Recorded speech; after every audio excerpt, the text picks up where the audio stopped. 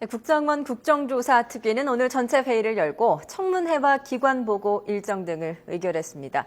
하지만 증인 채택은 이견을 좁히지 못해 며칠 동안 더 논의하기로 했습니다. 국회 취재기자 연결합니다. 박기현 기자. 네, 국회에 나와 있습니다. 네, 국정원 국정조사 특위의 전체 회의가 파행을 겪다가 사흘 만에 여야 합의로 열렸는데 오늘 어떤 것들이 의결됐습니까? 네, 국정원 국정조사 특위는 오늘 오후 전체 회의를 열고 어제 여야 간사 간 합의한 사항에 대해 의결 절차를 진행했습니다. 특위는 회의에서 국정원 기관 보고는 다음 달 5일, 청문회는 7일과 8일 열기로 의결했습니다. 또 국정원 기관 보고의 경우 일부 비공개하는 안도 합의대로 통과시켰습니다. 하지만 오늘 증인 채택은 불발됐는데요.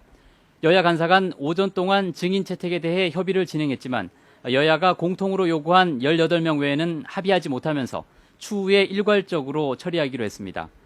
민주당은 원세훈 전 국정원장과 김용판 전 서울경찰청장은 국정원 댓글 사건과 경찰 축소 수사 의혹의 핵심 당사자인 만큼 반드시 증인으로 출석시켜야 한다는 입장인데요. 이에 대해 새누리당이 김현 진선미 의원도 국정원 여직원 감금 의혹 사건의 핵심 당사자라면서 증인으로 요구하고 있어서 합의점을 찾지 못하고 있습니다. 거기다 김무성 의원과 권영세 주중대사의 경우 민주당은 경찰의 허위 수사 발표와 관련이 있다고 주장하고 있고 새누리당은 명백한 증거가 없다면서 맞서고 있어 최종 조율까지 난항이 예상됩니다.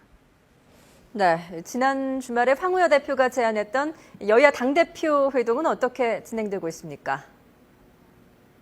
네, 여야 당대표 측은 당대표 회동을 위해서 오늘도 의제와 시기 등을 놓고 물밑 접촉을 이어갔습니다.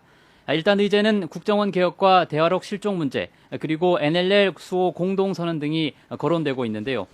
민주당에서는 새누리당의 검찰 고발 등 현 전국 상황에 대한 황우여 대표의 유감 표명을 요구하고 있고 새누리당은 국정원 개혁 문제의 경우 국정조사가 진행 중인데다 우선 자체 개혁안도 지켜봐야 한다는 입장이어서 아직 타협점을 찾지 못하고 있는 것으로 알려졌습니다. 또 회동 시기와 관련해서도 황우여 대표가 모레부터 나흘 동안 유럽으로 출국할 예정이어서 회담이 성사되더라도 다음 달 초에나 열릴 수 있을 것으로 보입니다. 지금까지 국회에서 YTN 박기현입니다.